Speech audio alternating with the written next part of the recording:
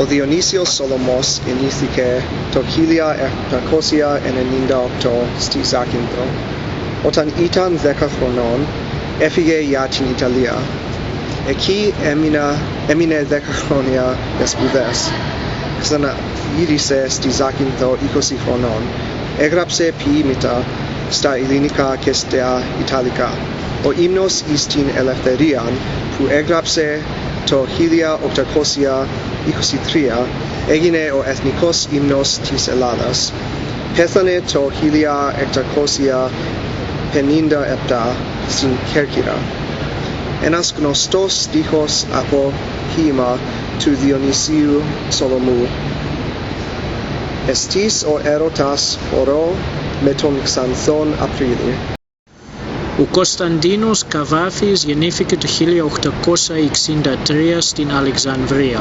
Ο ίδιος έγραψε για τη ζωή του «Είμαι Κωνσταντινοπολίτης στην καταγωγή, αλλά γεννήθηκα στην Αλεξανδρία, σε ένα σπίτι της Οβό Σαρίφ.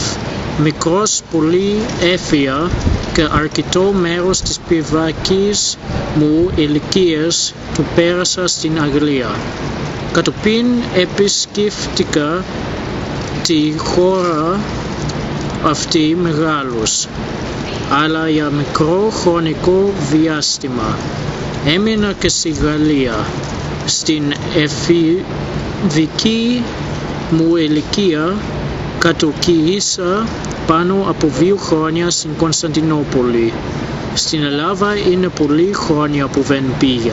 Η τελευταία μου εργασία ήταν υπολογιολό σε ένα κουβερνητικό γραφείο. Ξέρω αγγλικά, γαλλικά και λίγα ιταλικά. Ένα ποίημα του η Ιφάκη αρχίζει έτσι.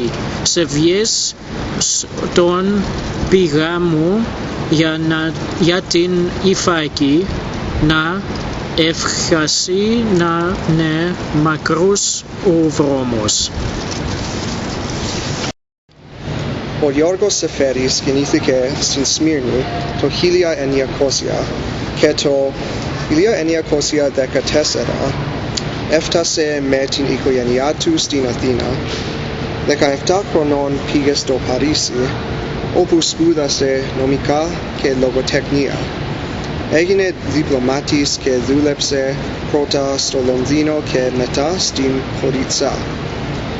Το 1941 ακολούθησε μαζί με τη σύζυγό του την ελληνική κυβέρνηση στην Αλεξάνδρεια της Αιγύπτου.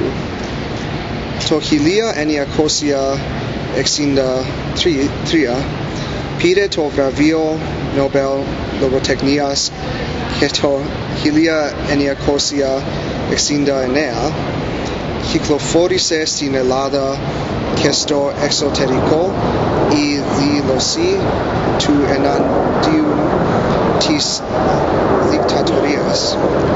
Πέθανε το 1971 και η κηδεία του έγινε μια μεγάλη αντιδικτατορική εκδήλωση με χιλιάδες ανθρώπους που τραγούδισαν το ποίημα του Άρνηση και το κριτικό τραγούδι «Πότε θα κάνει ξαστεριά». Ο Οδυσσίας Ελίτης γεννήθηκε στο Ηράκλειο το 1911, αλλά όταν ήταν 3 χρονών η οικογένεια του έφυγε την Αθήνα. 12 χρονών ταξίδεψε στην Ιταλία, στην Ελβετία, στη Γερμανία και τη Ιουγκοσλαβία. Όταν ήταν φοιτητής πήγε σε πολλά μέρη της Ελλάδας. Έζησε τον πόλεμο το 1940 στα σύνομα με την Αλβανία και εκεί κινδύνευσε από μια σοβαρή αρρώστια. Έφυγε για την Παρίσι στο 1948 και γνώρισε από κοντά τον Μπράντον, τον Ελιάρ, τον Καμί, τον Πικασό. Ταξίδεψε στην Ισπανία και στην Αγγλία και στο 1952 γύρισε στην Ελλάδα. Πήρε το βραβείο Νόμπελ Λογοτεχνίας. Το 1979 Ο Οδυσσίας Αλήτης πέθανε στην Αθήνα στο 1996. Αρκετά από την πόματα τα εγγονά τραγούδια, ένα από τα γνωστά άρχισε έτσι. Ένα το χελιδόνι και η άνοιξη ακριβή, για να γυρίσει ελίος θέλει δουλειά πολύ.